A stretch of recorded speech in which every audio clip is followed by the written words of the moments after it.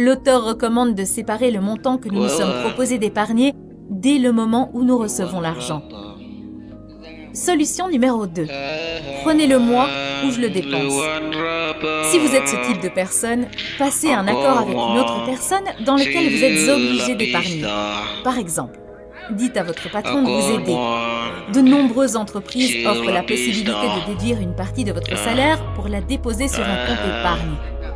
Vous pouvez aussi conclure un accord personnel avec votre patron pour qu'un certain montant soit déposé sur un autre compte à une certaine échéance. Demandez à votre banque d'autoriser un prélèvement automatique qui sera déposé sur un autre compte ou sur un fonds de placement. Chapitre 2. Des objectifs solides et spécifiques. Si vous voulez que votre plan d'épargne fonctionne, vous devez vous fixer un objectif précis, un certain montant, une certaine durée, et préciser comment vous allez l'atteindre et comment vous allez l'investir. Vous pouvez fixer des objectifs financiers à l'aide d'un tableau comme celui-ci.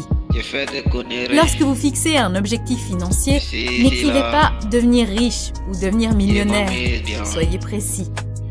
Écrivez le montant exact de la dette que vous voulez payer, écrivez le prix de ce que vous voulez acheter ou l'argent que vous voulez économiser pour investir.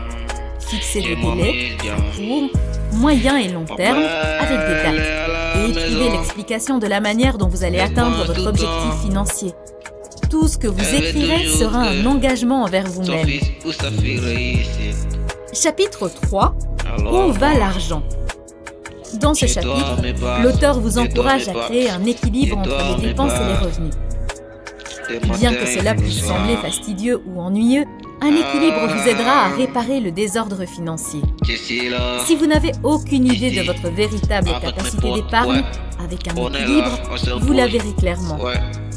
Commençons par les revenus. L'idéal est de suivre vos revenus chaque mois. Cela peut varier considérablement pour les entrepreneurs, mais peut être plus facile pour les employés. Les dépenses.